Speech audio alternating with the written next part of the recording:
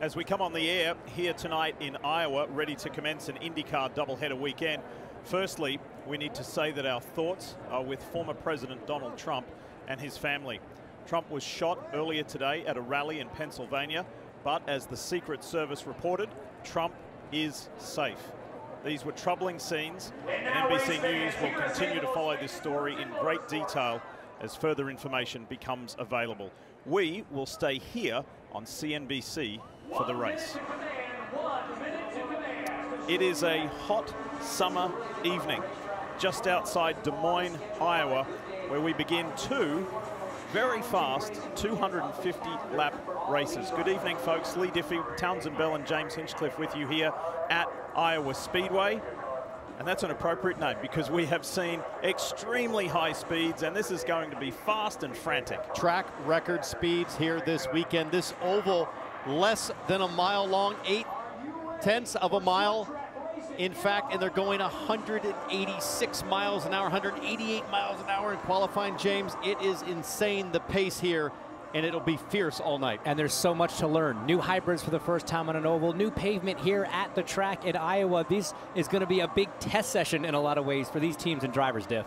If practice and qualifying is any indication, we're in for a really interesting evening. Let's go trackside for the command. And now, race fans, here to say the most famous words in motorsports. Please welcome University of Iowa head football coach, Kirk Ferentz. Drivers, start your engines.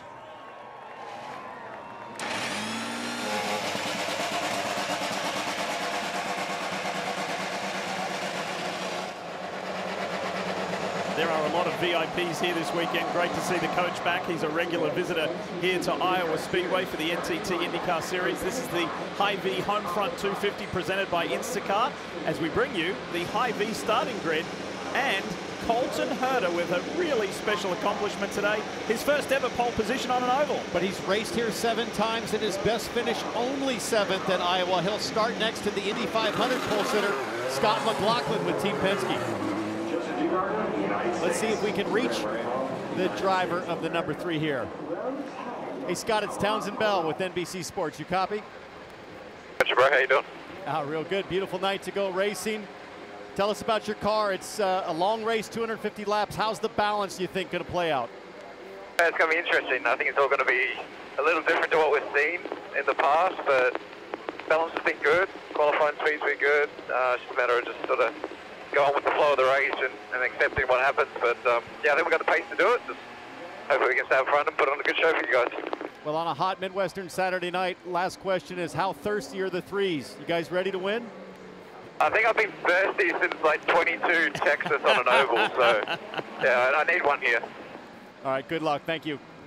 Yeah, it's interesting. You got 2 drivers on the front row that have both won a lot in this series. 2 young guys, 2 stars of the sport. Neither one, though, has won on an oval. You mentioned Colton getting that first oval pole. He's going for that first oval win, just like Scotty Mack is on the outside of that front row. And McLaughlin's been in a really jovial mood all weekend. I know it helps when you have a fast car. What's happening with Linus Lundqvist there down on the inside, that blue car, the American Legion machine? He was a little slow to get away. We'll follow that story. But for now, let's take you to the Honda track preview. It may not be the longest track, but boy, is it fast. Very fast, almost 200 miles an hour as you enter right there into turn 3 off the backstretch, and you can see the new pavement.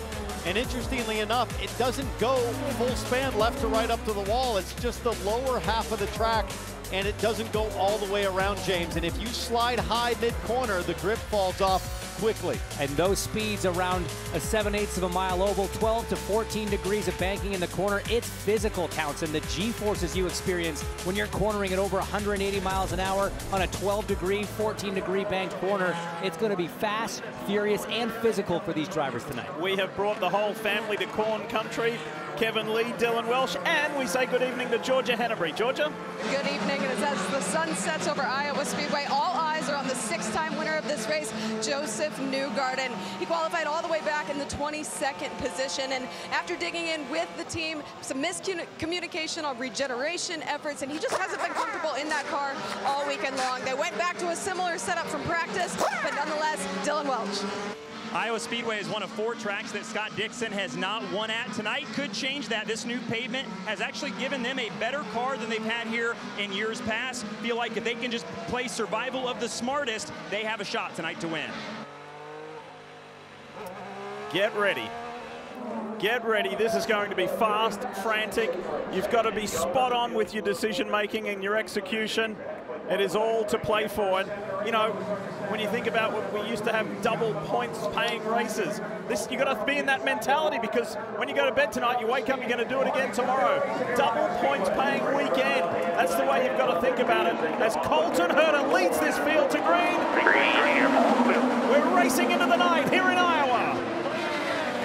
Alex Palou pounces on the inside of McLaughlin. McLaughlin goes on the high side. Big question coming in tonight is who's going to go to the high side? The answer is 3 cars crashing at the back, including, it looks like Roman Grosjean in the 77. One of the Meyer-Shank cars. Oh, that's David Malukas in the 66. Oh, boy. And the sponsored car for the race, Hy-Vee. Christian Lundgaard for Rahal Letterman Lanigan Racing. We see that 66 is still rolling. There's some damage, obviously, to the right front there. Can't tell from this angle if it's terminal. Agustin Canapino giving a thumbs up to the AMR safety team. Tough break for him. He's been really, really strong this weekend, Townsend. And this guy, David Malukas, qualified 3rd last weekend at Mid-Ohio on the road course. A brilliant job, had a pit stop issue, and now out early at Iowa. Hopefully he can continue, but certainly out of staying on the lead lap as Roman Grosjean, the teammate to Canapino, comes to pit lane. They look at the left rear suspension. So that's Joseph Newgarden in the red and white car, and below Malukas on his own, loses the back end. Just got the left sides, James, over that white line. They call it the hinge point. Grosjean hit his teammate and Malukas and was able to continue. My goodness. We told you it was going to be fast and frantic. We thought we may have got 1 flying lap done. Not the case. 3 cars involved in that crash. Lap 1. What a gorgeous evening here in the Heartland as we welcome you back to the Hy-Vee Homefront 250 presented by IndyCar. And this is race 10 of the 17-race 2024 NTT IndyCar Series. We're under caution after a crash. 4 cars involved on the opening lap. T-Ball, break it down. Yeah, the issue starts for David Malukas in the 66. If we pause right here, you'll see that David's left front tire crosses over the white line. It'll continue, and that's what weight jacks the car. It's like putting a ton of cross weight over on that left front. And at high speeds on a short oval, it just spins him right around. And then the Juncos Hollinger cars, nowhere to go. The 77 of Grosjean, 78 of Canapino. And then, James, you and I were wondering what happened to Lundgaard. So let's look further back. He lost it. Maybe he got hit from behind. Maybe he lost it on his own, jumping on the brakes. But somehow the Hy-Vee driver backwards early. Yeah, I mean, it's so easy in that situation, as you know, Townsend. And how lucky was Nolan Siegel, not just to avoid the initial spin there, but see that massive save he had coming off of 2, all crossed up. Tons of correction there, but I wonder if, like you say, let's listen here with Lundgaard. Still there, clear. Got one outside still. Oh, he did the same thing, it looks like. Left front, exactly the same. Right over that hinge point, crossed the white line, went from banking to flat track. This is on board with his teammate, Grant Rahal. Wow. Jeff. Yeah, when you see an incident in front of you on an oval, you immediately get off the pedals, just trying to establish where the accident's going to go. You never know if it doesn't always just default up to the wall. Sometimes they hook back. Graham doing a good job of then getting on the power to avoid them coming back down in front of him. You saw Roman Grosjean involved with his teammate, and they pushed that car behind the wall. Kevin, not what the Meyer-Shank team were looking for either. Well, this is the 3rd straight race with this team where David Malukas has been quick and is not going to get the result that maybe was available. Michael Shank did say on the radio, we're going to try to get that car repaired and get it back out. We're all worried about Malukas. Is he okay with the sore wrist? He radioed in after the crash and said, I'm okay, that's on me. Yeah, takes a big driver to put their hand up in a moment like that. Big credit to Little Dave.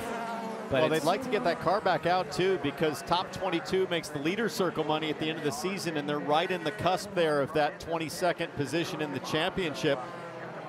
Speaking of which, Colton Herta, as he runs right now at the lead of the IndyCar race after just 11 laps, would be 3rd in the championship, moving up 2 spots if he can finish at the front. To steal a line from the title of one of his songs, Ain't No Love in Oklahoma, but there's lots of love here in Iowa for Grammy-nominated artist Luke Combs. Luke just played his set. It's the first of 4 concerts here with 4 different artists, and he got to wave the green flag for this first race in the doubleheader. He's having a great time here at Iowa Speedway. He is, and he's got that song Like a Hurricane, and when this thing gets going, that's what's going to be happening here. Is Mr. Combs nailed the green flag right on time.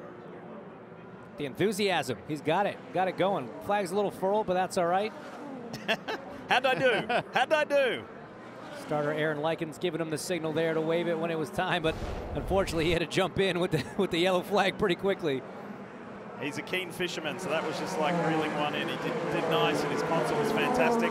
Everyone's excited about Eric Church coming up a little later, but Eric is here as part of the Maya Shank and Sirius XM squad, and unfortunately one of their cars is out. However, Felix Rosenquist is driving the car with Eric Church's image on the side with the Outsiders radio. This was launched back in 2022 to play all of Eric's hits on Sirius XM on the Outsiders radio channel. And the big man, I got a chance to meet him earlier with my sons. Nice guy, big motorsport fan, and he is thrilled. It was the first time that he'd seen the car with his image on the side pod, so he had this big grin on his face. He got to meet Mike Shank and Jim Meyer and the whole gang. Pretty cool what that team's done with Carrie Underwood and Bon Jovi now, and so many others through that platform. Now listen, lap 14, effectively all caution. We think the tire is going to last a lot longer this year, James. I heard that some of these cars could go 90 laps. Potentially, this is a 2-stop race tonight. Historically, always 3, often 4 stops to do the 250 laps. Could be completely different with strategy today. Yeah, I mean, this race has kind of been flipped upside down with this repave, T-Bell. It used to be a track that was dictated by tire degradation. You were pitting from your tires falling off before you were ever out of fuel almost every single time. With this new repave, the new compound that Firestone's brought, you could do a full tank potentially on these tires, which I'm not even sure we even know how long that is, because no one's been able to do it for the last 5, 6, 7 years. So the strategy definitely wide open, and cautions are going to play a big part in what transpires today. All right, here's the menu for the rest of the night and the rest of the weekend. I told you about the Eric Church concert. Tomorrow is the Kelsey Ballerini concert, the Post Malone concert as well, and of course we go racing at noon on network television on NBC for the second race of this Hy-Vee doubleheader weekend. This is Marcus Ericsson. He had a big moment yesterday where he crashed his car, and he'll be looking to redeem himself from that. Kevin Lee, he loves this place and runs really strong here. He does, and he loves ovals. And to amplify Townsend's point, teams and drivers have been telling me it could be 2, 3, 4 stops. Let's hear what the 28 team is talking. So this much yellow at the start is going to kind of push us from that typical lap 65 pit window out to that lap 83 window potentially that we were talking about. And that's what you need. Get to about 83 on average, and it becomes a 2-stopper. It's a wild thought. Wild thought we could do a 2-stopper, but let's take a look at the weekend that this guy's had in practice. Just a 3rd lap. Set a very quick time. Got loose on entry to 3. Big damage to the car. Only practice session he had, so he only had 3 laps of practice before going out for qualifying. Had a couple big saves in qualifying as well. I was so impressed that Marcus Ericsson was able to do what he did in qualifying, because I can't tell you, it's one thing to spin out and not get a chance to drive until qualifying. It's a whole other thing to hit the wall and have to go to bed at night thinking about that massive contact, get back in and fire off straight away with no practice. As Christian Lundgaard getting that Hy-Vee Honda back out on track. He'll be a few laps down. 17 to be precise. That's a lot. All right, let's get ready to go again, and let's get into a racing rhythm. This is going to be really interesting, and Colton Herta, after he crashed out of the Indy 500 and had a mediocre Detroit, he has been on a run of top 5s. This guy's hitting his form at the right time of the season. Let's go. The Gamebridge Honda leads the field to green, but watch McLaughlin in that yellow and white XPEL Chevy. He goes the high line. Not afraid to send it high, but not quite as much grip, a little bit slow off. That's going to allow Alex Palou and the red and yellow DHL machine to close up. Not enough, but man, I'd say that Scott looks pretty racy early on. He really does, but that outside line just didn't seem to have the grip. It's clean by virtue of the race just starting. That'll be different halfway through this race. We expect tire dust and some marbles to build offline, but McLaughlin getting aggressive early. Scott Dixon runs behind them, then Santino Ferrucci for AJ Foyt Racing. Here's Ed Carpenter. Had a bit of a shocker in qualifying. He was not happy with his car, so he's trying to make up as he pushes by Stingray Robb. That puts Ed Carpenter up to 18 so far. Joseph Newgarden's the one on the biggest move. Up 8 spots so far as the driver of the number 2. Well, let's hear from one of the drivers involved in that multi-car accident. Here's Augustine Canapino. Augustine Canapino has been released. And Augustine, first, are you okay? Second, was that just a product of having nowhere to go? Yeah, I'm okay, Yeah, unfortunately, David did a spin and I can't avoid it, so incredible. Heartbreak for Augustine Canapino, but we're certainly glad to see that he's okay. And we'll get a second chance tomorrow. So Colton Herta is now finding his pace and his rhythm and has gapped McLaughlin a little bit. Dixon's making ground on his teammate, then Ferrucci, then Will Power. Let's go on board. Scott Dixon with the PNC Bank on board.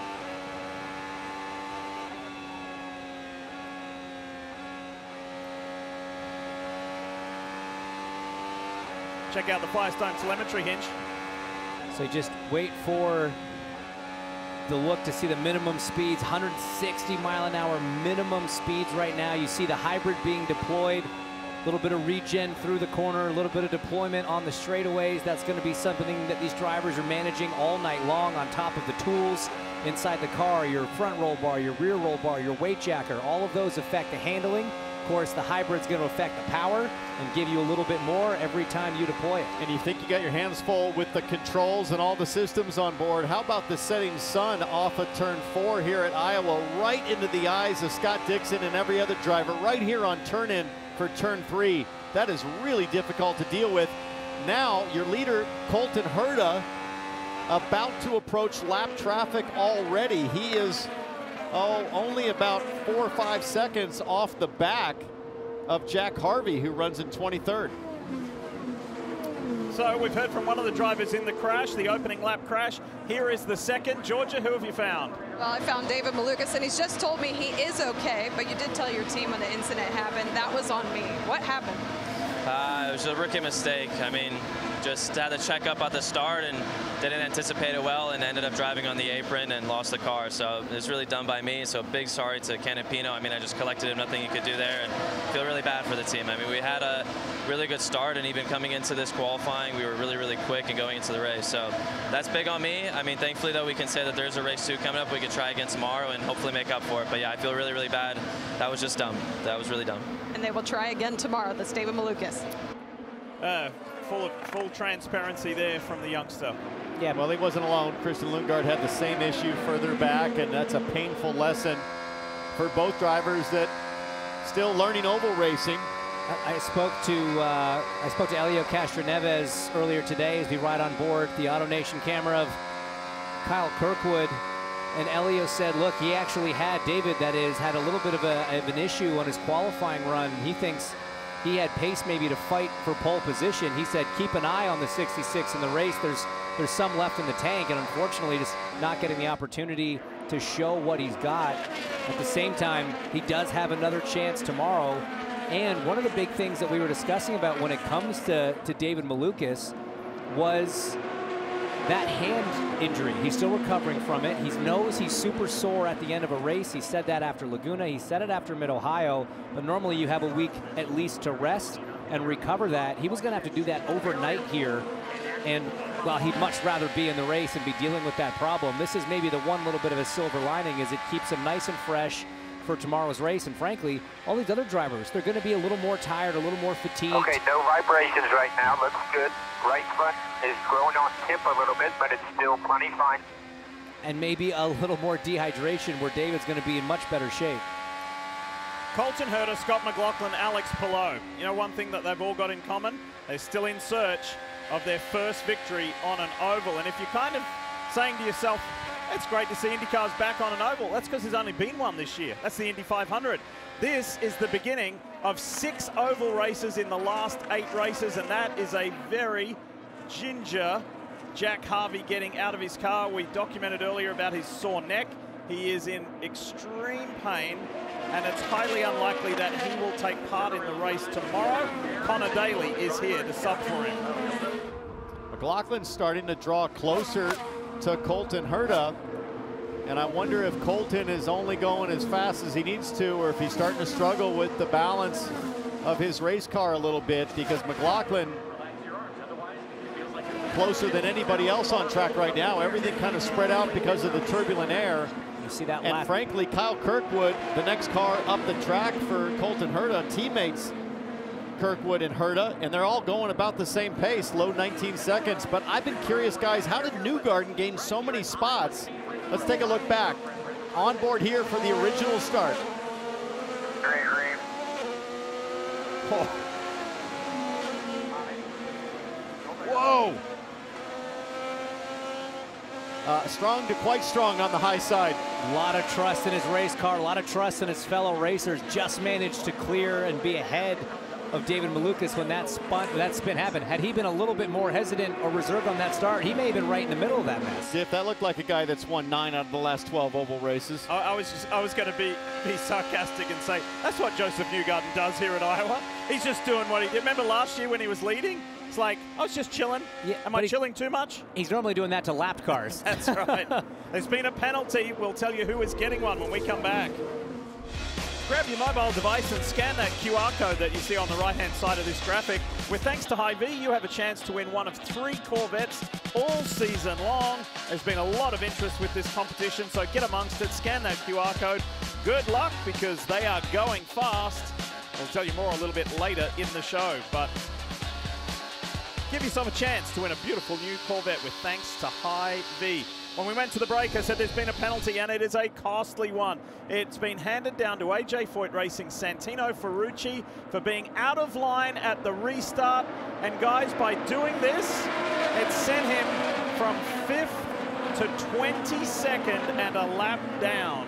Oh, that's tough. I mean, so everybody's going, green's on. That is a really, really clear by 5. Questionable call to make. I mean, he had a run going, popping out for some clean air. I have a hard time with that one. I mean, a drive-through or a stop and go, either one effectively ends his night in terms of a chance to win this race. And it was escalated because he didn't serve the initial penalty soon enough. So he's still in the race. One driver who is out is Jack Hy-Vee with Georgia. Jack Hy-Vee's been battling neck and back injury all weekend long. The plan has changed a couple times today, but today you have retired. What is the plan for tomorrow? Plan for tomorrow? In truth, pretty much made the decision that we were hoping that Connor was going to be able to drive, and then have a lot of respect for IndyCar, but they didn't clear him to drive today without doing any practice sessions or qualifying or anything like that. So, I mean, that forced our hand a little bit. Basically meant that we had to start the race to try and get some leader circle points. And I mean, I would say I'm a very lucky person to get to do this for a job, but it's agony in a car. Like, I can't really describe that pain. So we actually probably did more laps than what I thought we might. The competitive person everybody is who does this, so it kind of splits your spirit to the core, knowing that you can't do it. But everybody on the IndyCar medical side have been fantastic. It was their recommendation not to do it. I have a lot of respect for Dale and everybody at Dale Coyne Racing, so I still wanted to do my part, and that today really was just start the race. Under safety car, under pushing laps, it hurts. And I hope people have enough respect for me that when I say it hurts, it isn't just like, oh, it's a little bit of pain. Like, I've tried pushing through this 2 weekends now, just can't. We're wishing you the best, a speedy recovery, Jack Hy-Vee. Already, we are at lap 59 of 250. Climb on board the Outsiders Radio, the Meyer Shank Sirius XM machine of Felix Rosenquist. Let's go for a ride.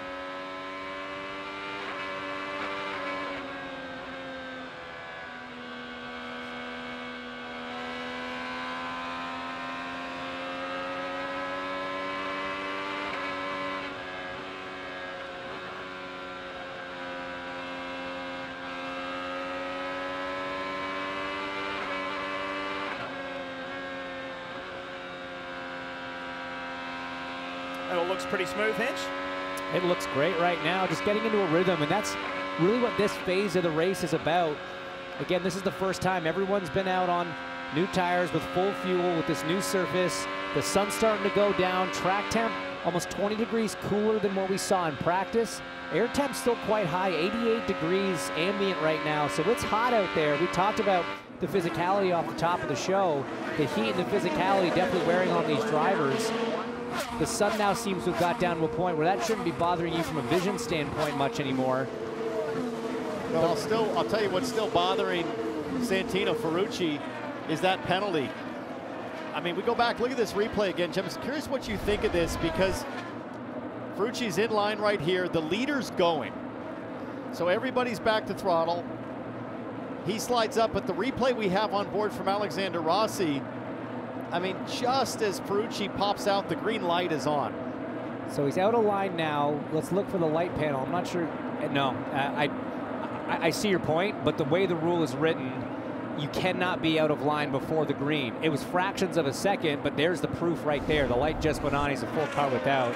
It sucks, you know. And he made his way up to fifth before the penalty came through. I get why he wanted to contest it, but I also can understand from race control standpoint. I mean, if we're going to call it black and white, it better be black and white, right? That's a rough one. Especially, you know, the spotter's going to say they're going. He's got a little bit of a run. He pops just as the green, just before, I guess, it comes on.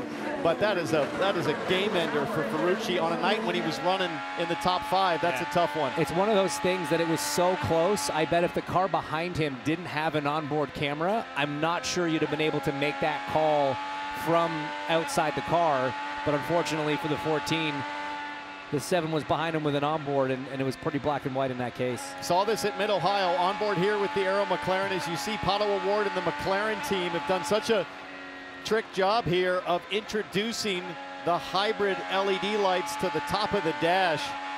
I'm actually surprised we haven't seen another team follow suit just yet. They're probably trying to order the same system. Just such a great heads-up way for the driver to not have to look down at his steering wheel and in the field of view out the aero screen to know exactly where the hybrid status stands at any time. You saw it there going down as he was deploying on the back straight.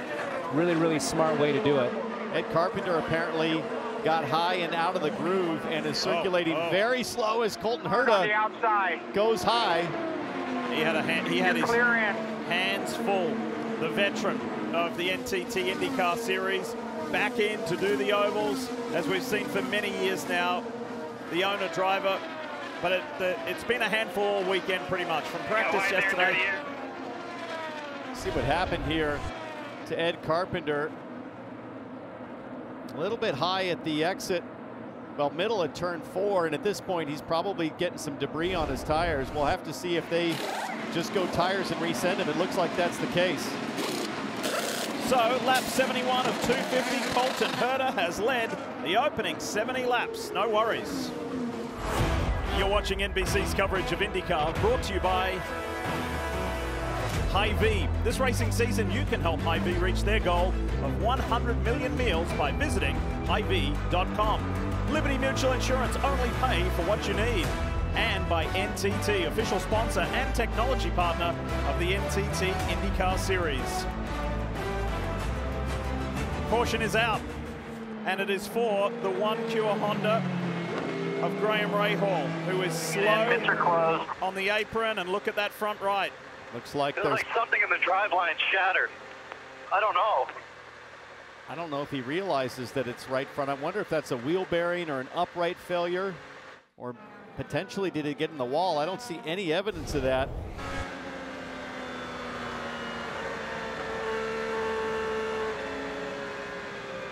Maybe it's not coming from the right front, James, but it certainly looked like it. I see what you're seeing. It sort of looks out of round. Yeah. But I can't tell if he lost drive. I bet that's something in the right front upright. This doesn't look right, does it? No, it doesn't. I'm trying to look at the back of the car as well, just to see if there's anything that stands out there. You can see the way the front tire is moving around. It sure looks like something's given up mechanically there. Wheel broke? Probably an upright. Could very well be an upright. Either way, yeah, well, Did they just put stickers on Graham and send him back out? They sure did. Maybe what? Something with the tire? Oh, see, maybe the wheel broke. The wheels, folks, cracked. Cracked spokes. That's terrifying. Now, that's not something I've really seen before, but again, with this repave, we're seeing loads that we haven't seen at this racetrack in a very long time in terms of the cornering force that's going through the front end and front of the rear end. That's the right side of this race car.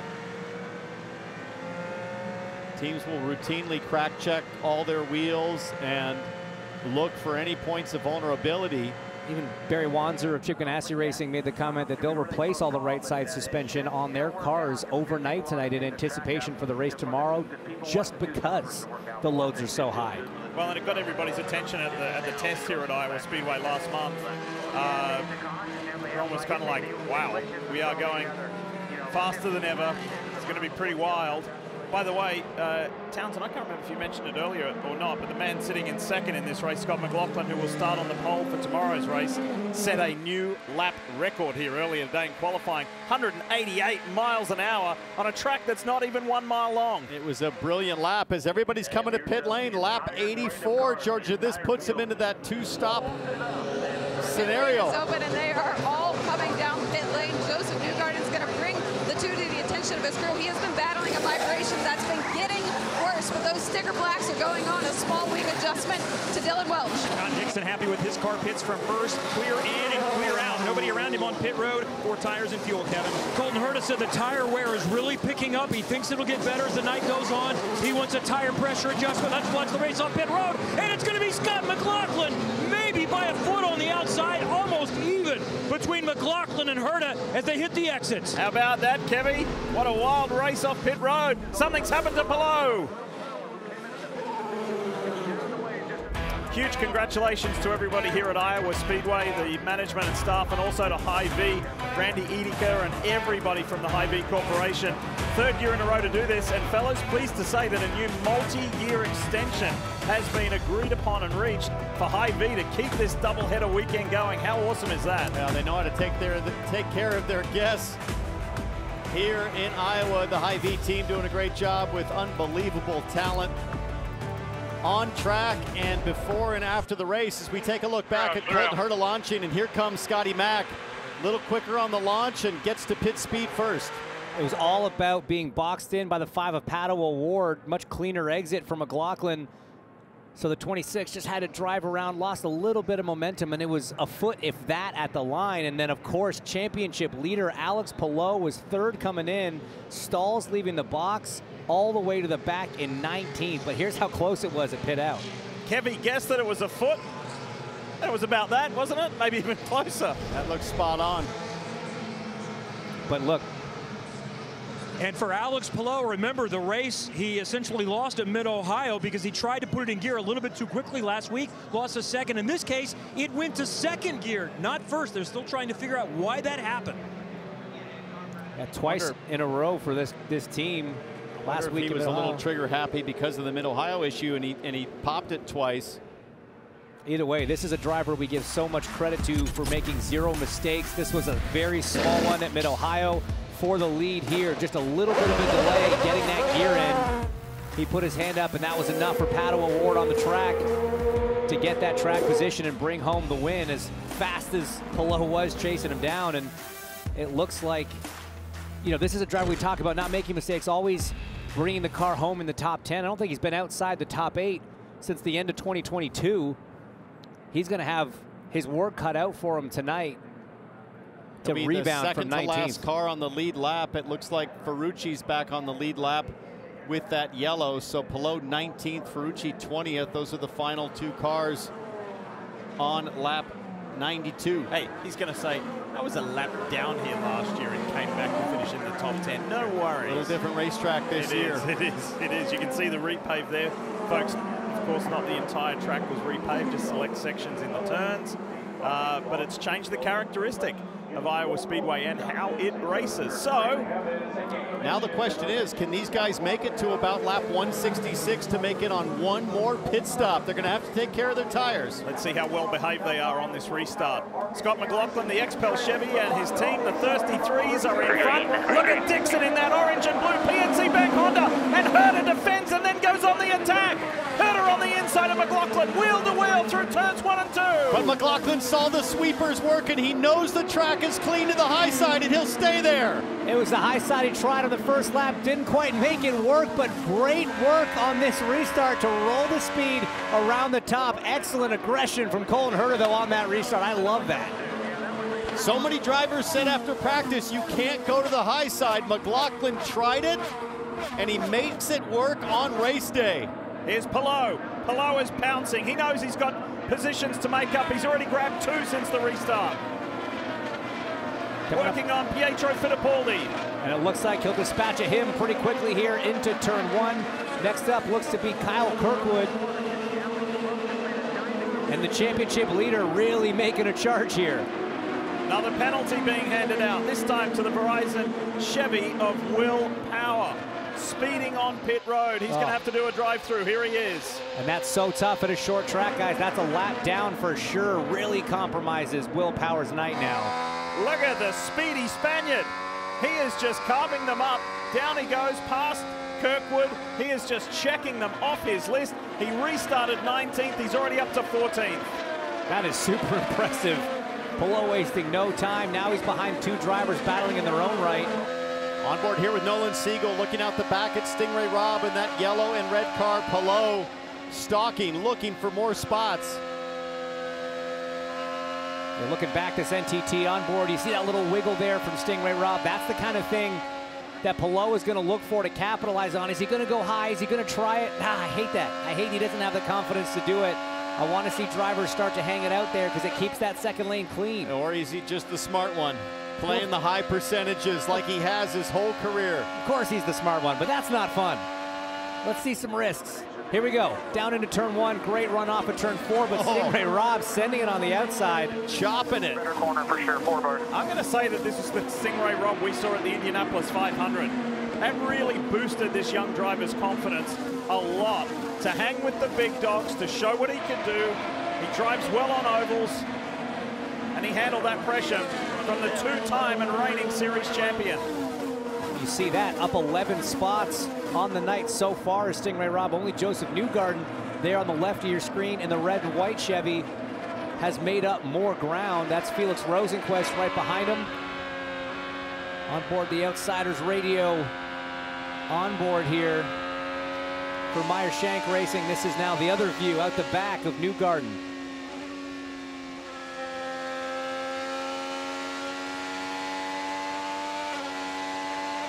Get a really good look at the rear suspension and how hard it's working with the spring and damper to try to soak up some of the bumps here at Iowa and keep that tire contact patch in connection with the track surface all the time. Let's talk more about the 2, Georgia. Well, Joseph Newgarden made up spots, 22nd attempt so far, but he made up 3 spots on that pit stop alone. He's still battling a very heavy vibration, though. Tim Cindric told him to work with his bar inside the car. And that leads me to ask the question to you guys in the booth. What adjustments can drivers make quite literally while the race is going on? Well, you've got the any roll bars, Georgia. Right hand controls the front roll bar, left hand controls the rear roll bar. You've got brake bias, which if you're trailing a little brake into these corners like they are now when the tire's wearing, you can kind of turn the car a little bit on the brake pedal with just a little trail. And then you've got the weight jacker. Those will be buttons on the right and left hand side of the front of the steering wheel. Some drivers opt for triggers on the back side. That moves cross weight across the front axle. What does that do? It helps the car turn, helps the car yaw in the middle of the corner. And altogether, you know, that's a lot of different variations that you can kind of work with, different solutions. You can work with the bar weight jacker combinations to try to get that balance just right for where you are in your stint. And you got to manage all that, Lee, and the introduction of the hybrid right here. As you see the status with Felix Rosenquist, the drivers have the ability to manually recharge the car by pulling the clutch paddle. as the Firestone telemetry, more going on than we've ever seen on an oval. Yeah. So fascinating to see the system work, and Rosenqvist just kind of riding right now. He's got the ability to use hybrid to add about 60 horsepower, but unless he feels like he's got a chance to make a move, he's probably just going to let it ride. Sneaking ever so close to the halfway point of this Hy-Vee Homefront 250 presented by IndyCar as the sun sets here in the heartland. You're watching NBC's coverage of IndyCar, brought to you by NTT, official sponsor and technology partner of the NTT IndyCar Series. Hy-Vee, this racing season you can help Hy-Vee reach their goal of 100 million meals by visiting Hy-Vee.com and by OneCure.com. Join us as we race to cure cancer in our best friends and ourselves. Racing into the evening here at Iowa Speedway, Lee Diffie, Townsend Bell, and James Hinchcliffe with you. This is the view from Christian Lundgaard's Hy-Vee Honda, and this is the Elf Honda, the Elf Cosmetics machine of Catherine Legg. Catherine, who we saw at the Indianapolis 500, she's back with Dale Coyne Racing, so while her teammate Jack Harvey is out, Catherine's made up 9 positions from the start. She hasn't raced here at Iowa Speedway in over a decade, and most recently, she took part. She said parts of it were pretty scary. She did the Pikes Peak hill climb in an Acura TLX Type S, just showing the diversity. Sports cars, IndyCar, Pikes Peak, you name it, Catherine will drive it. Well, pretty brave to jump back in here at Iowa after such a long layoff at this track. But yeah, Pikes Peak, a whole nother level of courage. No walls there, just cliffs. Not the kind of thing you want to meet while piloting a race car, that's for sure. Yeah, there's safer barrier, and then there's no barrier. Yes, I know which one I'd rather hit.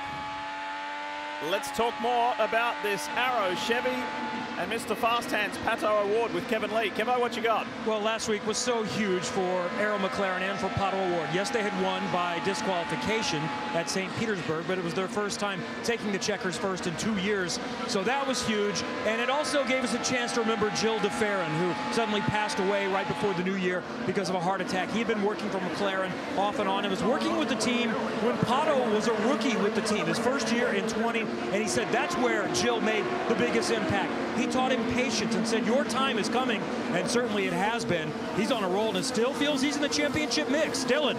Somebody who is kind of being brought back into the championship mix right now is Scott Dixon. He runs third. Big opportunity for them with problems for both Will Power and Alex Palou kind of buried down the leaderboard. And this type of race where it's just all about patience and conserving your equipment kind of falls right into the wheelhouse of the 19. Mike Cole, the longtime strategist, told me before the race, this race used to be just about survival of the fittest, and now it's survival of the smartest. So Scott has been saving them fuel in the first stint. He'd gotten them an extra lap before that yellow. He's doing the same here, has taken really good care of his tires. They're in a good spot, really happy with their race car as well. Dixon's in a good spot in third.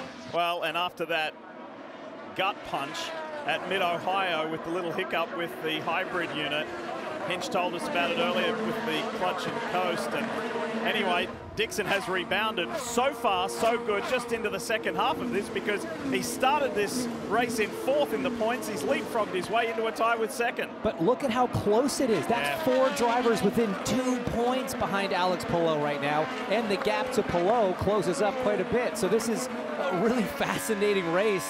All the players running up front that are trying to attack for that championship lead. It's kind of like a therapy group, right? It's like they can all get together and talk about how good Palou is and how are we going to beat him.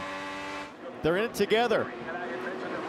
McLaughlin, almost a second lead over Colton Herta, as you see, thanks to NTT, the last 3-lap comparison between 1st and 2nd place.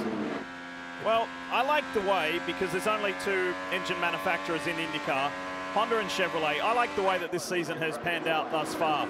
9 races in, it's 5-4 in favor of Chevrolet. The wins have been pretty much split. You've got a Chevrolet and a Honda up in the top 2 positions. Then it's another Honda, then it's another Chevy. And it keeps on going like that. This is a pretty fair fight in season 2024. And it's been a tight manufacturer battle all season long. It's very close in the championship on that side of things as well. So I think we're expecting to see more of that as this season continues, riding on board the XPEL Chevy. This on board back to Colton Herta. You can see that gap right now live on track. Colton on that NTT graphic, he had the advantage. He was a little bit quicker in each of those laps, but right now, all the drivers trying to save a little bit of fuel, extend to the lap that they need to in order to get that one last stop. Crazy to think this was a 4-stop race just a year ago, and now we're trying to do it on 2. You remember on the last stint, as Linus Lundqvist comes to the apron. It's a penalty. Penalty for the restart. Same thing, jumping out of line? Maybe. I don't know. But he's serving it, which is one thing that Ferrucci didn't do. That's what escalated Santino's penalty. You know, if you look at Linus Lundqvist on this restart, he's awfully high in the frame. And you got to wonder, is the green light already on? Well, I mean, Scott Dixon and Marcus Ericsson was up too. But again, I don't, you know, Lundqvist was already beside the car in front. It may have been, the transgression may have been slightly earlier than that. I'm just really surprised. This is a change in race control in terms of calling these things. I mean, I've done that so many times in my career, and it really changed at the Indy 500 last year after all the complaints. A lot of complaints from the drivers. There was a big talk between the drivers in the series and a big effort from the series to really start policing these restarts. It's a request of the drivers, but it looks like they're doing a great job of being strict to the rule, which is what the drivers asked for. Tough to pass cars, though, when you got to stay in line. And that was tough, a tough blow to the leader of the rookie championship, Linus Lundqvist. He'll fight back. Another reminder to grab your mobile device and scan the QR code that you see appear right there for your chance, with thanks to Hy-Vee, to win one of 3 Corvettes that have been given away this year, all season long. Great competition. A lot of happy winners. There's already been a winner that we showed you during the Indianapolis 500 broadcast this year. So with thanks to Hy-Vee, you could have one of those brand new Corvettes. Pretty good stuff. And this is pretty good stuff if you're a Team Penske Scott McLaughlin Thirsty Threes fan. The XPEL Chevy is doing just nicely. Colton Herta led the opening 86 laps. Scotty Mack has led the last 59. Let's talk more about the race leader. Here's Kevin Lee. So it's not all perfect for the leader, Scott McLaughlin, right now. The word is that the car gets a little bit more loose as the sun goes down, so they'll probably do a front wing adjustment on the next stop. And then behind him, a little more urgency in the concern from Colton Herta. Let's listen. Vibrations are getting really bad. We see the front vibration. The rear looks like it's okay. That's 48 laps on this step. How many more laps? Trying to do another 25. By the way, that was about 7 laps ago, so he's trying to get to about 264 or so, which would be probably in the window if it doesn't go yellow again to get home. 164, I think, would be that lap, Kevin. The vibration is so bad, James, you can barely understand what Colton Herta is saying. And you can see it on the steering wheel. The dash goes blurry on the straightaways because it's vibrating so hard. At first I thought it was a bad radio transmission, but his body is shaking so violently he could barely talk. And that's so brutal from inside the race car. Your head is shaking, your hands are shaking, and it affects the balance as well. And your vision. You're exactly right. Vision looks like the dashboard, especially as it gets to nighttime. It's one big glaring blur. It's brutal for Colton Herta right now. Well, at least they're only doing 180 miles an hour around a short track. No, but who needs to see, right? Hey, you may have noticed the 77 Juncos Hollinger Chevy of Romain Grosjean back out. Unfortunately, he is 135 laps down, but at least he is back out. Here's a good and a more positive story. Rinus VeeKay. He and Ed Carpenter started this weekend not in a happy place with their cars. They've tweaked on them, they've worked on them, and the young Dutch driver has found a happy place tucked in behind Indy 500 winner Marcus Ericsson, and VeeKay has worked his way up 6 positions from where he started to be running in a very impressive 7th. Yeah, strong night for VeeKay in the 21. But now the question for everybody at the front is, okay, if it stays like this, how am I going to start to make a move? How do I figure out how to make progress and pass a car the way things are strung out right now? So this is where you get a lot of feedback, and if you're Colton Herta, you can only hang on. You have to stay out. You're watching NBC's coverage of IndyCar, brought to you by Hy-Vee. This racing season, you can help Hy-Vee reach their goal of 100 million meals by visiting Hy-Vee.com. And by Liberty Mutual Insurance. Only pay for what you need. Well, great crowd here tonight. 3rd year in a row of this Hy-Vee doubleheader weekend. This is the Hy-Vee Homefront 250 presented by IndyCar. You know, with the additional suites and stands, temporary stands, takes about 3 months to build, and what they've put together, this beautiful display. There's over 70 suites here. There's some 400 campsites on offer, and a really good crowd to see both racing and some fantastic music. Now, we've had a little bit of a change of things at the front. Scott McLaughlin has skipped away because Colton Herta is nursing that vibration issue, and Scott Dixon, who we ride with thanks to PNC Bank, is starting to pounce. And Colton Herta doing a wonderful job to hang on here, but he would desperately like to be closer to McLaughlin to have a chance to try to make a move during the pit stop cycle. Right now, with McLaughlin opening things up to almost 4 seconds, he's really in control. Dylan, what can you tell us about Dixon? Well, and Scott Dixon has noticed that gap has also increased. This was the conversation between he and strategist Mike Cole. He made doing the same thing as you. You're slightly better than he is. He's up to 12. He's working at it. Oh, the car in front of you suddenly starting to have vibration. Stay close to him. Good job. And I think Scott would like to go and try to get by him, but they're just reminding him we've got to just make sure we keep our fuel number in mind here. So Dixon just cruising just to make sure they can make it all the way to the end when they stop here in just a couple laps. Yeah, it's an interesting situation that we're going to see unfold here. Obviously, that first round of stops under yellow, everyone pits at the same time. It just comes down to, you know, the quick guns on pit lane.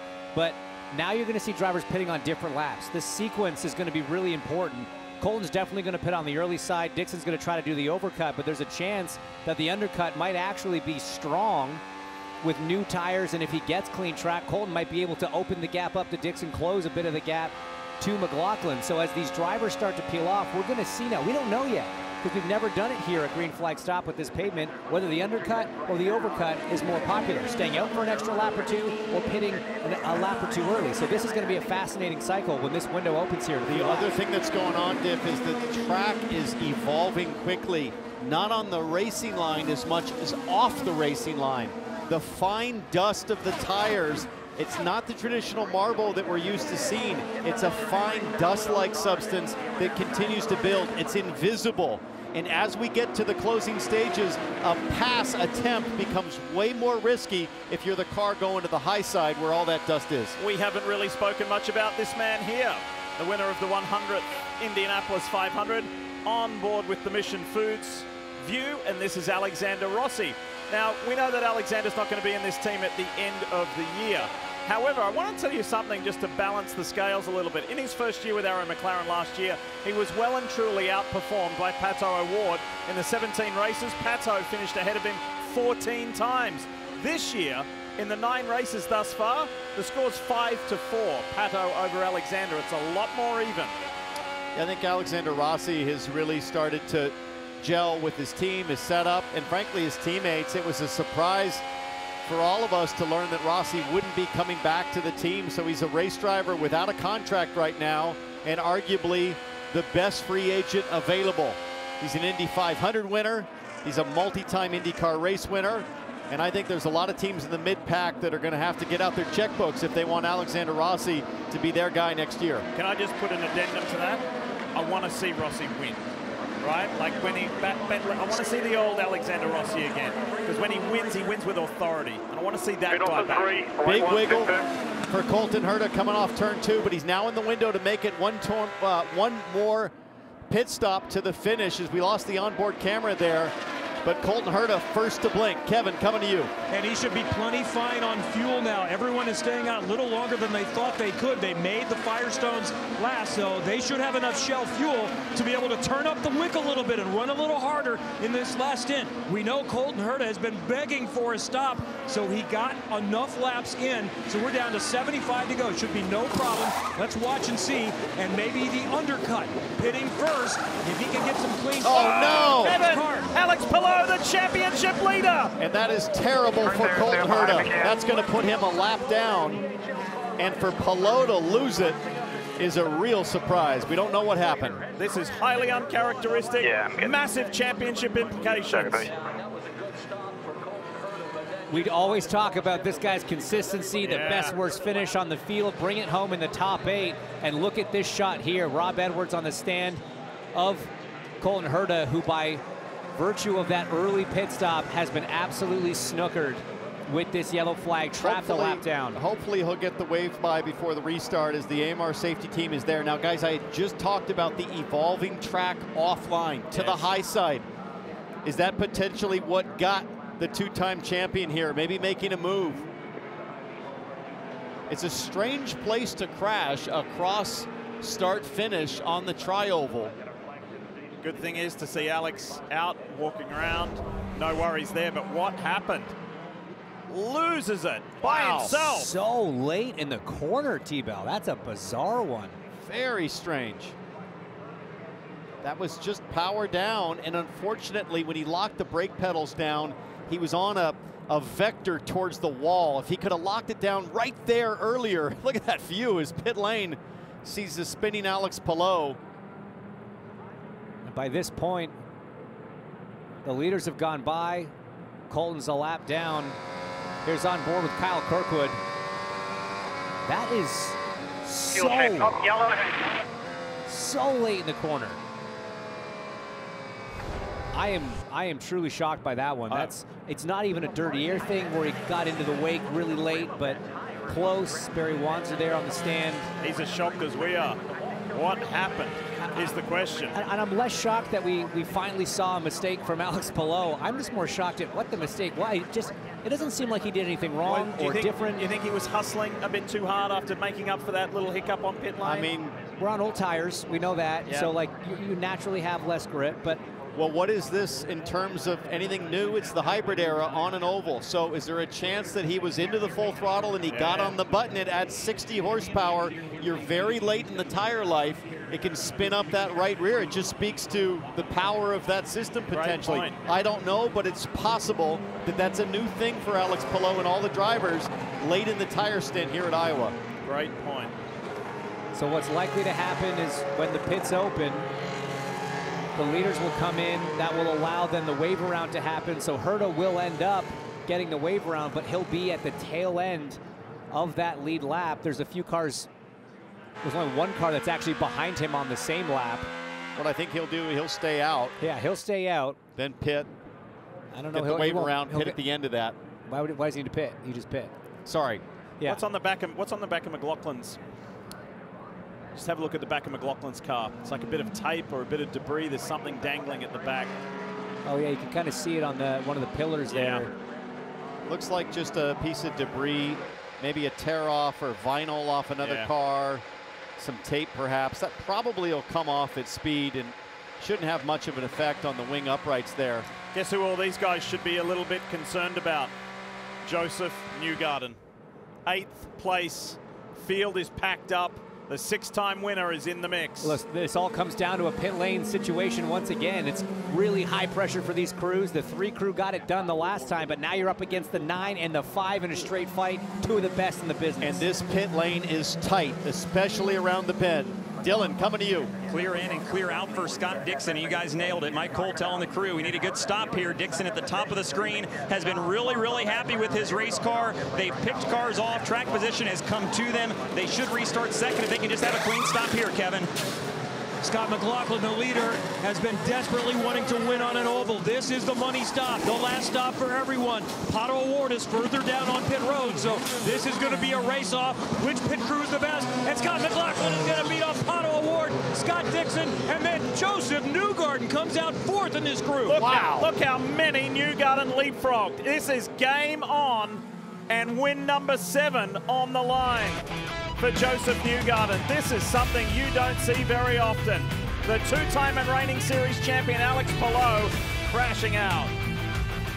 You're watching NBC's coverage of IndyCar, brought to you by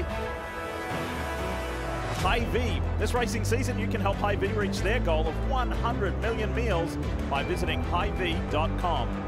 And by Luther Automotive, driven to serve. Eric Church is coming up to play live in front of the fans. One of his epic songs is Hell of a View. That is quite the view right there. Here at Iowa Speedway on a beautiful evening. Things are finally starting to cool off. We're still in the mid-80s though. Lee Diffie, Townsend Bell, James Hinchcliffe with you.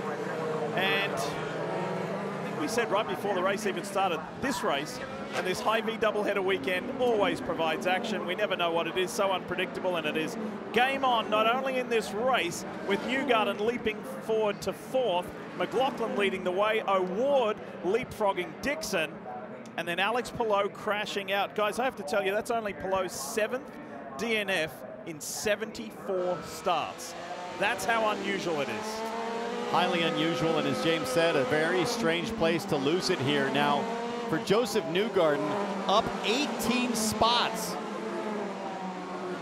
since the start. He makes a roll bar adjustment. This guy's gaming up for a restart, guys. Pace car is off. It is all right here. You have got to make something happen, but you have to remember how tightly IndyCar is policing the single file rule. You can't pop out early. King of Corn Country wants his throne back, boys. This is going to be a good restart. 63, it's going to be 62 to go when Scotty Mack hits the line. Everybody behave yourself. McLaughlin gasses it up, gets a little squirrely. He knows Pato O'Ward, the Mid-Ohio winner from a week ago, is there. Here comes VK on the inside. VK inside, Marcus Armstrong, and then Armstrong's getting jacked up with Rossi and Ericsson.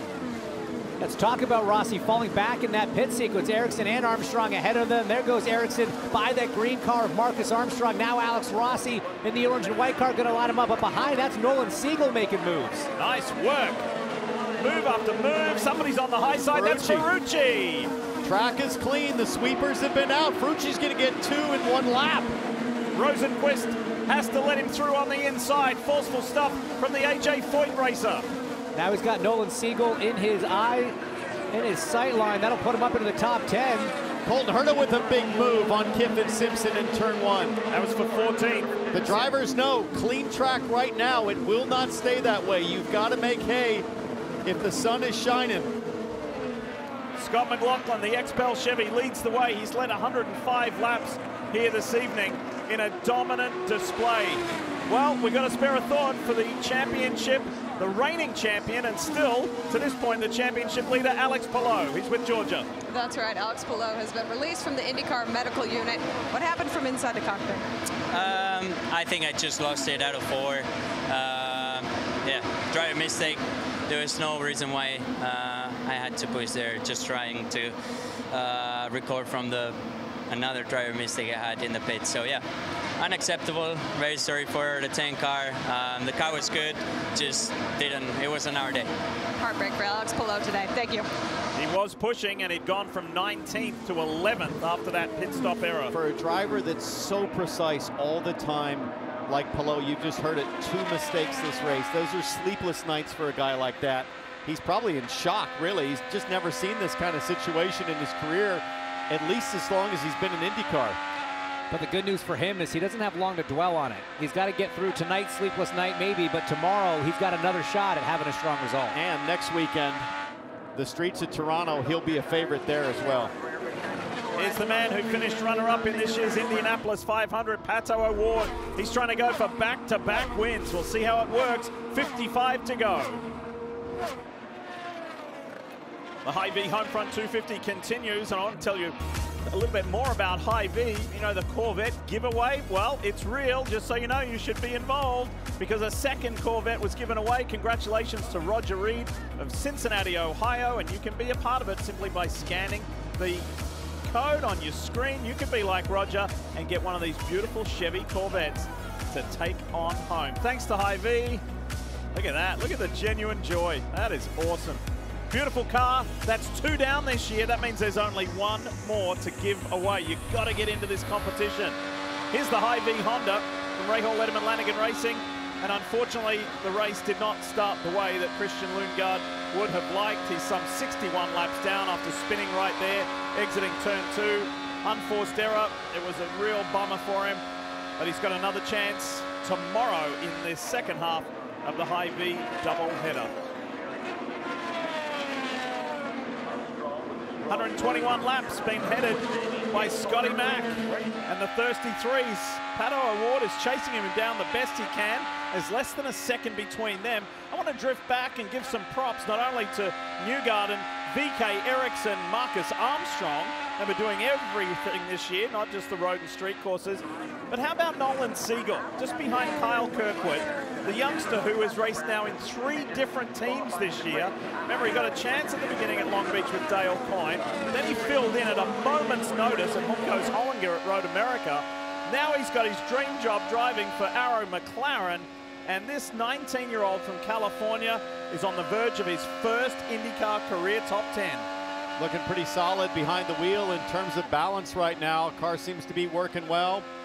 Not using the hybrid charge. He's fully charged up on the capacitor, but just riding right now, probably studying and maybe waiting for any issues, as we might have an issue in turn 1. Is that a powertrain for Linus Lundqvist? He pulls off quickly as the caution is out. 40 laps to go. Caution flies here at Iowa.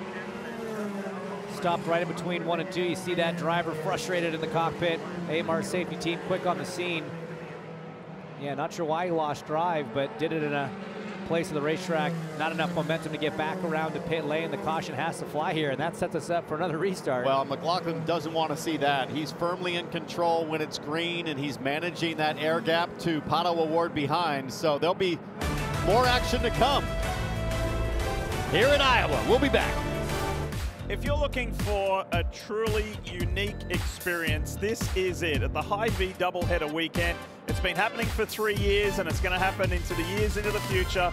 Look at the artists: Post Malone, Kelsey Ballerini, Eric Church, and Luke Combs kicked us off this afternoon.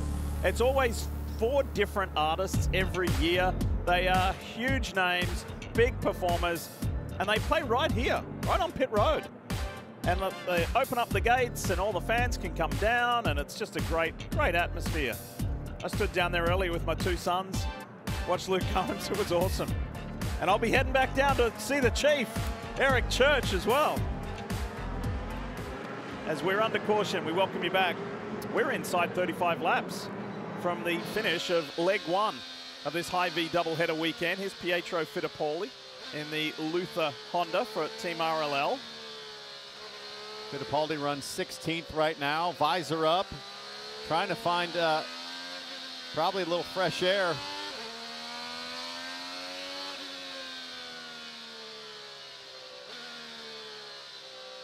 All these drivers will know, James, that this could be their final chance to make something really happen. If you're Joseph Newgarden, you've won here so many times. You're in 4th. 4th means nothing to Newgarden.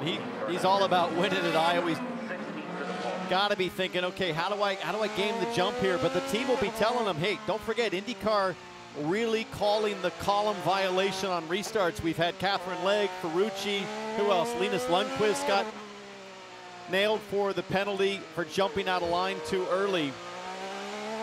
But for McLaughlin, Kevin, it's all about doing the same thing again. Nice, clean restart. And you know some behind him are going to try to go big. But let's think about Scott McLaughlin, who dominated supercars, who's won 5 times in IndyCar, but what he has not done is won on an oval. And he's been so good here. His very first oval race, he finished 2nd at Texas, 2nd 2 more times, top 6, 10 of 15, but he desperately wants to break through. Might tonight be the night. I love the intensity in McLaughlin's eyes right now. These clear visors that you put on for this transition to nighttime in the race, it just gives you that great view. And we're under caution. Yeah. But it reminds me, at least, of what it was like in the cockpit. The intensity, the focus, the precision, wanting to get the procedure right. It's all right there to go get. Even under caution, you can't switch it off because it's so hard to switch it back on. You see the difference in the visors there. It's an interesting choice between drivers. You see it up and down pit lane. Some going with the dark visor, some with the clear visor, some with a light smoke in between. Newgarden with the full limo tint. Sure does. The Estemo Chevrolet sits 4th, that red and white machine. Does Joseph have a chance of getting win number 7? How about Rinus VeeKay tucked in behind him? Scotty Mack's got to watch Pato O'Ward. O'Ward in that orange and black Arrow Chevy is really good on restarts. And what can Dixon do? Newgarden is looking edgy. Look at that red and white machine. He doesn't want to give Dixon any advantage. Let's go! 30 laps to go from here to decide who wins leg one of the Hy-Vee doubleheader. Nice late restart from McLaughlin. That's Ericsson working the high side around Armstrong. Thought about maybe going on VK. Now it's all about Newgarden v. Dixon. Big defense from Ericsson further back into turn 3.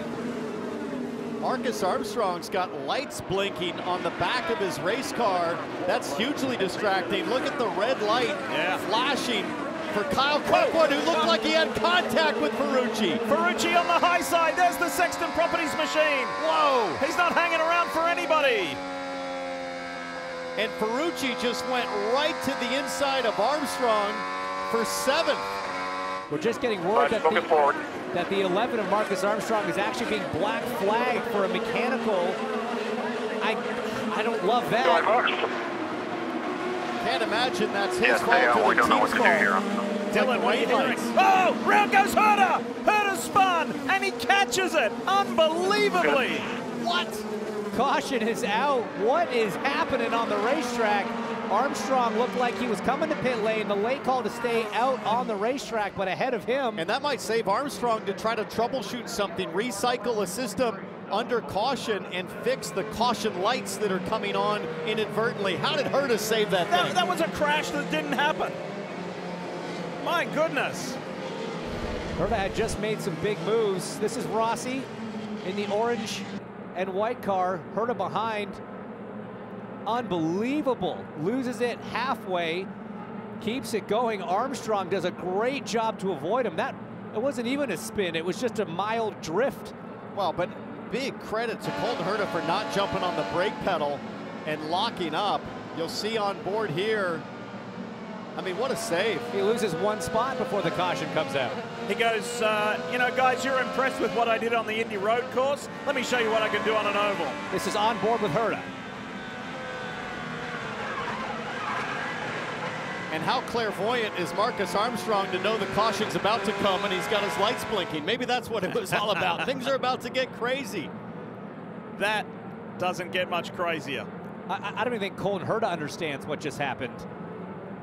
But man, we've definitely seen some big saves from Colton in the past, but that's going to probably damage the tires. But this all started with the 11 trying to pull off into pit lane. Dylan, what's going on there with the Chip Ganassi racing car? Yeah, they're not entirely sure. Marcus had come on the radio and said under the green flag conditions that his entire dash was yellow. So as you saw, they were getting ready to come in, but the confusion is that telemetry comes from IndyCar. So it's not like it's a switch or something that they hit on the pit stand or on the box. So they were confused as much as we were why that was happening. Yeah, so those flashing lights are what happened under caution. You see them on all the cars right now.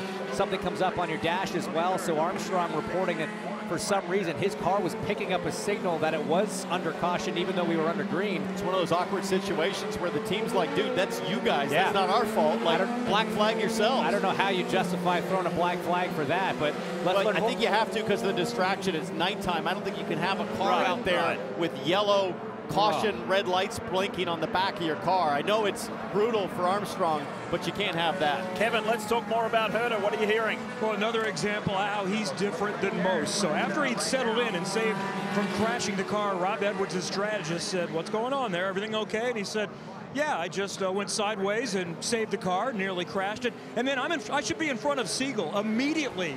He was already focused on Siegel passed me under the yellow. By the way, they have said the order is correct and Siegel will stay in front. A lot just happened. A lot just happened. One to go at the line. We're going to get this one going with 21 laps remaining. Scott McLaughlin has a couple hungry drivers behind him. Let's see who can make moves. Watch VK, watch Ericsson, watch Ferrucci. All three of those guys been very aggressive on these restarts. Remember what happened to Scott McLaughlin at Texas Motor Speedway when he led all of those laps only to have Joseph Newgarden go by him and steal the win in the run to the line out of turn 4. Scotty Mack has got just 21 laps left to go. Can he hold off the likes of Pato O'Ward and Dixon and his teammate? Let's get back to it here at Iowa Speedway. Okay. Yellow's out. Somebody might have spun further back. I see a car stopped out at turn 4. Yeah, 30. That's Jack, or sorry, that's Ed Carpenter. Got hit on both sides. The 30's also stopped, so Pietro Fittipaldi and Ed Carpenter with contact everywhere. Someone went over the top of somebody. Pietro's just explaining what went down to his team as the AMR safety team, lightning fast as always, there to help the drivers and get things sorted out. So that has aided McLaughlin. That's going to get him several laps closer to the finish under this yellow with 20 to go. A couple crashes already on the season for Fittipaldi, DNFs, and Barber. And in the Indy 500, this is another one added to the list. Tough break. Both have tire rubber on their left rear, and Will Power also damage to the left front. Another championship contender having issues today. Fittipaldi can't believe it. Let's see. On board with Pietro. Leader's gone, green, green, green. Just got punted. By who? And I imagine Power maybe? Power. And then collected Ed Carpenter. Nowhere to go for Ed. On board with Power.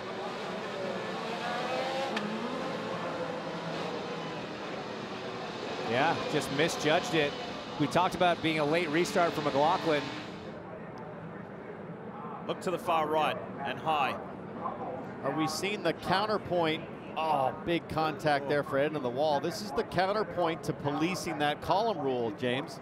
Is everybody so focused on staying in line that that flare that normally gives you the ability to pop out is sort of now policed away from you? Because the green light was on. It was green, green, green when Power got after the throttle, and he just ran right into the back. That's what happens with the checkup. Shots from the Verizon onboard, not what Will Power and Team Penske want to see right now. The team seeing if they can maybe just replace the steering arm and get the 12 back on track.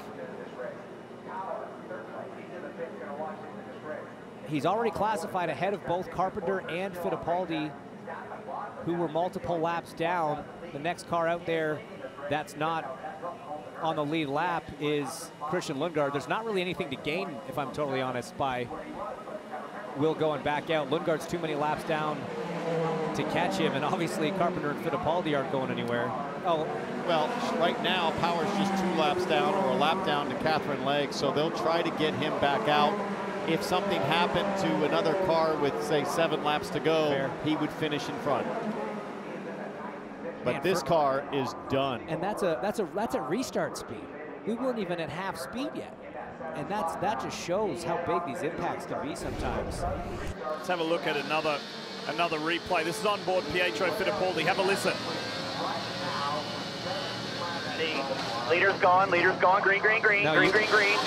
Again, if you watch for that green light board on the outside, it literally comes on the split second that contact is made from Will Power. So, you know, both he and Will were trying to jump the gun a little bit. They were holding back, trying to get those runs, but it was just missed time. If you're not allowed to flare, you're going to jump. You know, everybody's jammed up right in line, and it's potentially it's more dangerous. Don't hold back and try to get a run. That's what they're trying to eliminate. I like the way they used to do it. I see your point, but it's just something that's been misjudged. And unfortunately, 3 more cars essentially out of the race. And how fast do they get that thing fixed? That's super impressive. Is this a live shot? Will Power back on the track? Yeah, we saw him leaving pit lane. He's only 4 laps down, so now with 15 laps to go, if there was another accidental restart, that pays off for Will Power to stay out there. Kev? Kyle Moyer is on the radio with Scott McLaughlin looking for oval win #1. How's your guy doing with all these multiple restarts? Well, he's doing good restarts right now. Sort of messed up one way back win, but yeah, these have been good. So he's get one more in here. I think that's hopefully everybody will get through it and everything, and we can finish this off. You know, there's some aggressive people behind him, Pato Ward, and then the master and Scott Dixon. What level of concerns do you have? Well, the one thing that's helping is they're in the championship hunt and they need points just as much as anybody else. So I think that'll keep them a bit calm in the situation. I don't think they have to be aggressive. So hopefully that maybe Joseph can do something with them and we can make this a team deal.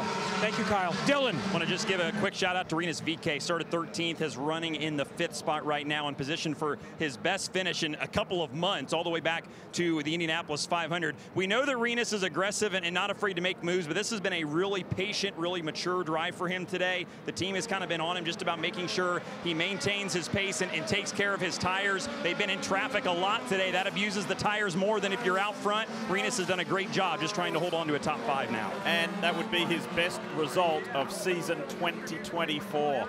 And after starting the weekend, smoke coming from Ericsson's car. The left rear, maybe the upright having an issue. Could be, or it could be driveline related, but clearly smoke coming. The brakes on fire. Brake fire. This is what happens sometimes under caution. You'll drag the brake to get heat into the tire carcass. May have overdone it a little bit. Hopefully it goes out once we go green. All right, let's get ready to go. Here we go. Ready? Going. Green, green. Gets the cue to go. You just heard from Kyle Moyer there as they fan out. Ericsson's going on the inside of VK. VK's holding strong. Here comes Ferrucci. Ferrucci high again. He's got one. He's going for 2. Side by side now with VK. Can he hold it through 3 and 4? No, he backs out and goes down, but another great restart. So close. Ferrucci has had wheel-to-wheel action more than anybody else tonight. He backs put me out. up the track. I couldn't do much. Complaining about VK putting on the track, but I don't see anything wrong with the way VK raced him there. What a big restart to get Ericsson. What a recovery drive from Santino Ferrucci after the stop and go penalty, not even a drive through. He went down a lap to 22nd and has fought his way back to 6th. 10 laps to go. McLaughlin leads. And he's still fighting, Diff. Ericsson managing to stay out. There's definitely going to be some brake drag in that left rear. May have been part of the reason he wasn't able to get a good restart. Speaking of stop and go, or in this case potentially stop and hold, we understand the number 12 of Will Power will get a penalty for avoidable contact. That's a pretty easy call for race control. 30 seconds the hold in the box. That's at the extreme end of avoidable contact penalties. A bit unnecessary just because he's 4 laps down. I mean, the penalty needs to be served. Certainly, it's a deserved penalty, but the extra 30-second stop and go seems a little moot. The 31-year-old Kiwi, Scott McLaughlin, leads the way. What a year this could be. He's already won, but if he can get his first oval win, he and wife Carly are expecting parents. There's a little one on the way. This is a big year for the McLaughlin household. Scotty Mack and the Thirsty Threes just got to hang in there for 6.5 more laps. We saw the intensity of McLaughlin's look under caution at 60 miles an hour. How intense are things in the cockpit for Scotty Mack right now, knowing that first win is just 5 laps away at the line. And a win here brings him up to the top 5 in the championship. He's asking for lap traffic in front to move. And that's his teammate, Will Power. Just served the penalty. Help me out, teammate, help me out. Oh dear, he's getting the message. He got the message, where's he gonna go? Opens up that passage for Scott McLaughlin. O'Ward is in pursuit. And is Ericsson slowing? He is. Delaware Life Honda. No more flames, or at least bright glow from the left rear rotor. But so he's dropped down to 9th place. Yeah. He was some fighting kind with of handling issue. Ferrucci and VK at the restart in the 5th, 6th range. Trying to hold on to a top 10 with 4 to go. And Pato O'Ward must be trying everything in the cockpit with adjustments to figure out, is there any way I can get closer? How about this, guys? With just 3 laps left, Newgarden and McLaughlin are trading fastest laps of the race. Incredible. They're bringing it all the way to the end.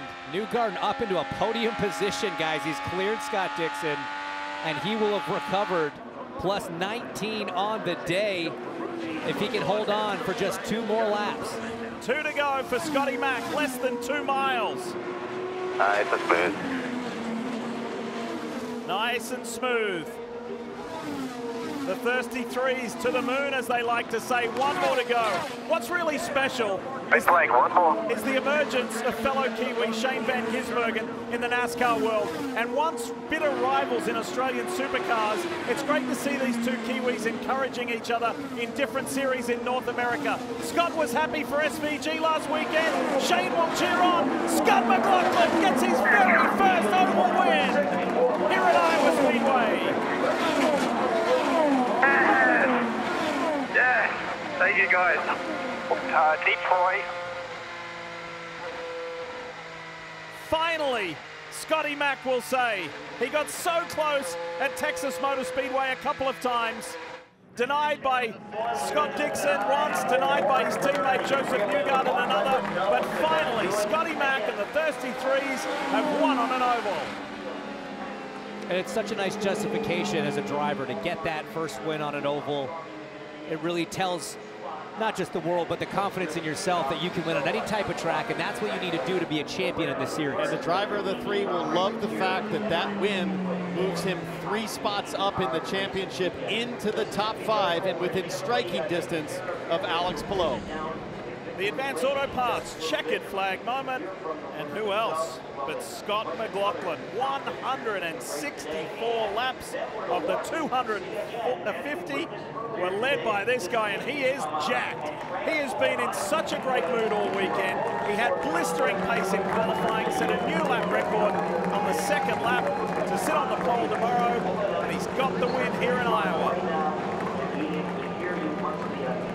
And all the way back to when, during the global pandemic, when we did that iRacing virtual series, he said, I don't know what it is, I just love ovals. People expect me to do well on road and street courses, but I love ovals, they're so different.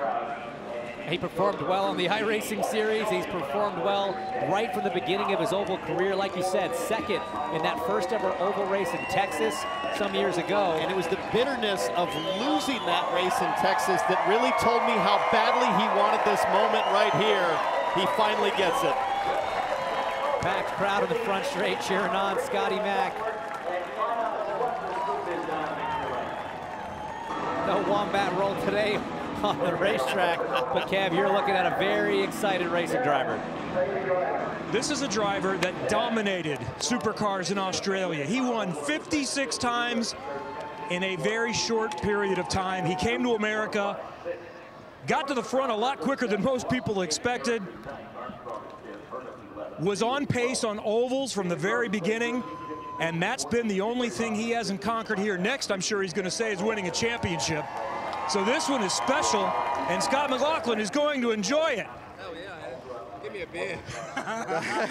How did you get it done? I can't have a beer tonight, unfortunately, but the XPEL Chevy is unreal. What got it done tonight was the pit stops, the team. Got me out in front of Herder there, and we should have showed our pace, and that's a big deal today, man. I've been working on that for a couple years. You know, it's takes a lot of hard work, and I got pipped to the post a couple of years ago, and it stung. So I'm really stoked for all this whole team, proud of the whole team at Penske, and yeah, we got another race tomorrow. We start from pole, so let's go again. When you break through and do something you haven't done before, is there the possibility that opens the floodgates? What's possible for you now? I never was going to call myself an IndyCar driver until I won on an oval, so I'm going to call myself an IndyCar driver now, if you don't mind. But I don't know. Hopefully the floodgates open.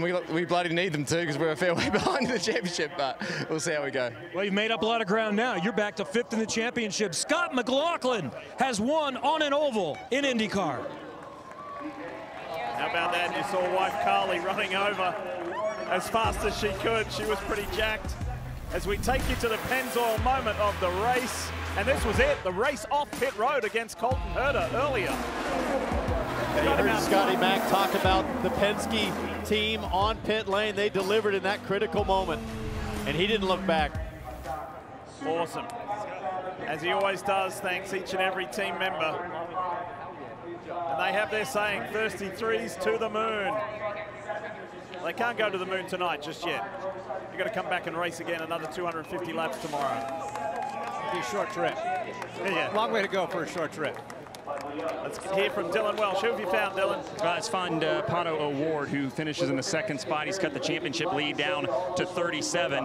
It seemed like you were closing in the end, on the end there on Scott. Did you have anything for him if you could have gotten to him? My car had more. I was super happy with it, and all race you can't freaking do anything with the no 2 lanes. Like, it's just a 1-lane racetrack, and if you try anything, you're probably going to end up in a wall. So not worth to risk it.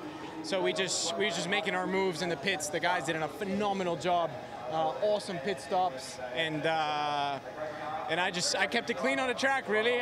These guys gave me the opportunity to be on the podium today, so super stoked, and yeah, Arrow McLaren, let's go. You had the win last week, obviously a really strong run today, another race tomorrow yet, but do you feel like you guys have kind of turned the corner and are starting to hit your stride here at the end of the year? I have the car, I have the team to do it. I just don't know if we have the track position tomorrow to really, you know, we need that little door to open to get in front of everybody, or just, you know, have an opportunity in a restart or something, and then that's where we can get it done. But the car is more than capable, and you know, I've some of the best guys in the biz, so I'm pumped for tomorrow. Good day today for the 5-team. Pato O'Ward finishes second and moves to second in the championship. Sure was a good day. Let's have a look at those championship points.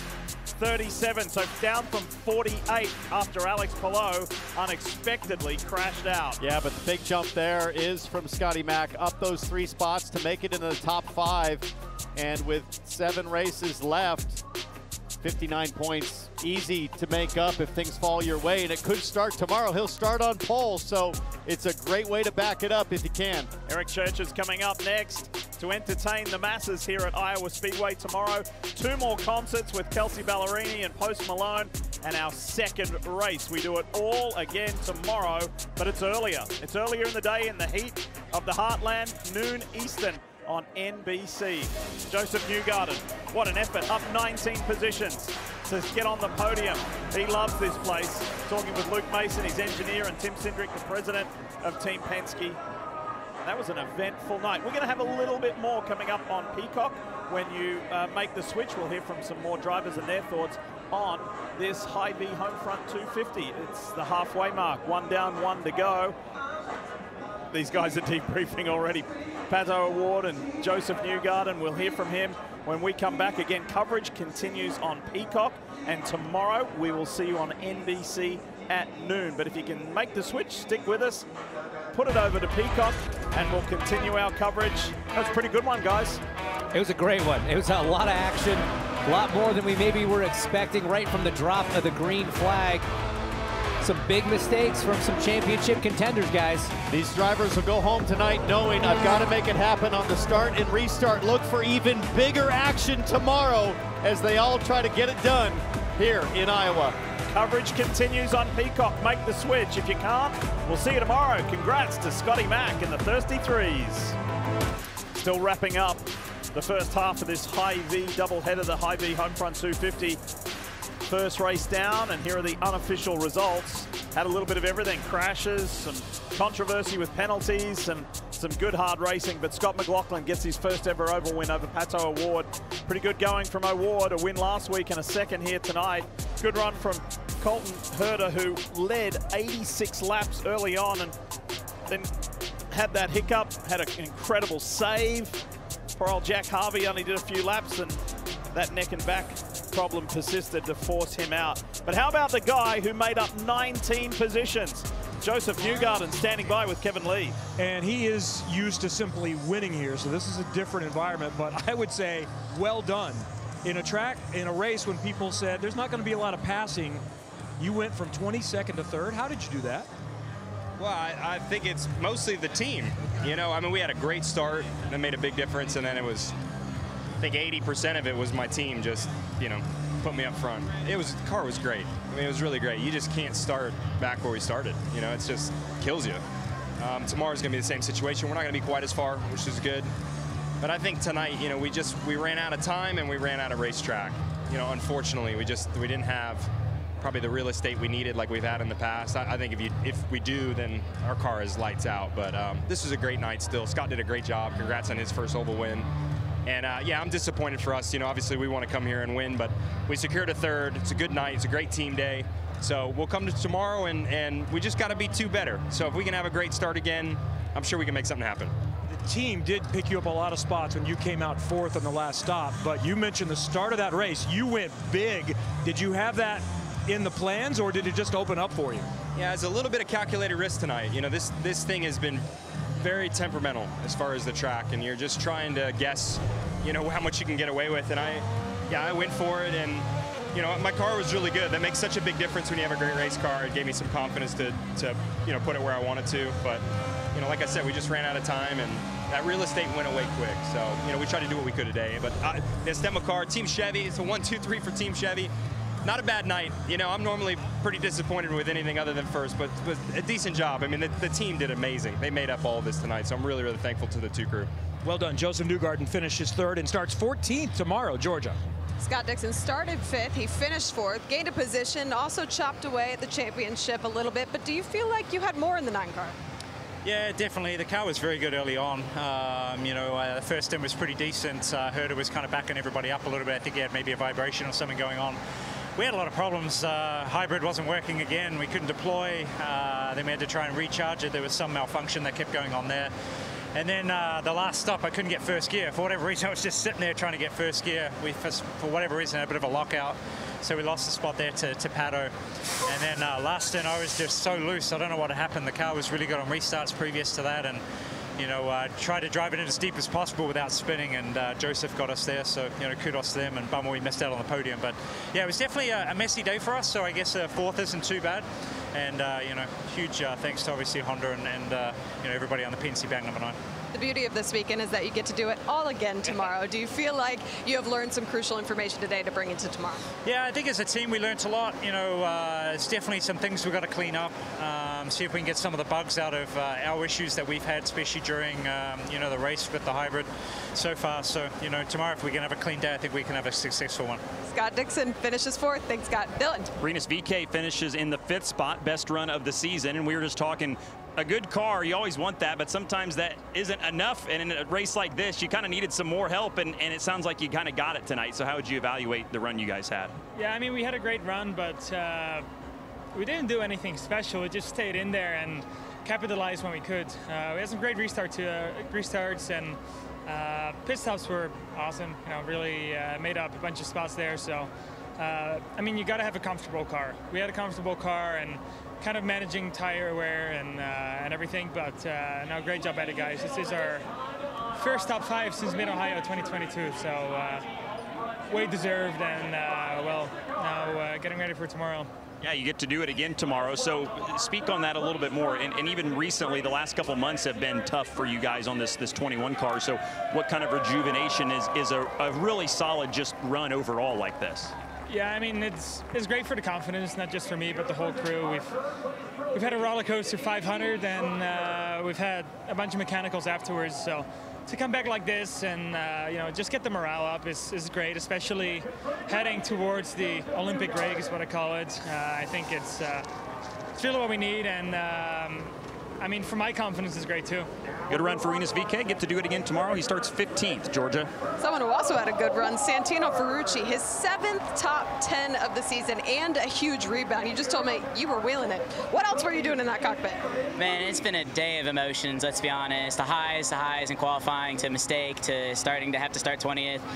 Great restarts, great starts. Obviously, I guess I got out of line. I think there's a delay issue between when the leader was going and the light boards were turning on. So obviously, drive through, tried to fit the first time, missed it because my foot hit the floor, so I didn't want to just go straight through the track. So, and then they gave me a stop and go for that, so kind of like insult to injury. And then I was in my head a little bit, not gonna lie. Larry just came on the radio, basically being a team owner, telling me to shut up and drive. And that's exactly what I did. And we got our Sexton Property Chevrolet up into the top 6. Really wanted that top 5 at the end there, but VeeKay just kind of ran us high, and it wasn't worth throwing away what I turned back into a great day for us. Well, he definitely has the speed, and we'll see what he does tomorrow. Guys? Yeah, and very different conditions tomorrow too, like in the middle of the day as opposed to racing in the night. So this is how they will line up. The man who won here this evening, Scott McLaughlin, with a new track record on the pole, alongside the still championship leader, who strangely crashed out tonight. Yeah, going to be interesting to see how Alex Palou plays things on the start. Is he super aggressive, or does he just want to go mistake-free tomorrow after a couple issues? Agustin Canapino outside of row 5, going to have another opportunity to show the speed that he's had here all weekend. You see Nolan Siegel again, top rookie as he was finishing here tonight. Looking at Christian Lundgaard there, he needs a much better day tomorrow after losing it on the first corner of the first lap. He'll try to make Hy-Vee proud on Sunday. Marcus Armstrong had much better pace than row 13, but he clipped the wall on his second lap, and he was racing well tonight for a 10th place finish. Time to celebrate. Scotty Mack said he'd love a beer, but he knows he can't because he's got to go to work tomorrow. But that was a huge moment. His very first oval win. The crowd's going to come down here to watch Eric Church in a moment. We wish you a great night, and we'll see you back tomorrow for the second half of the Hy-Vee doubleheader.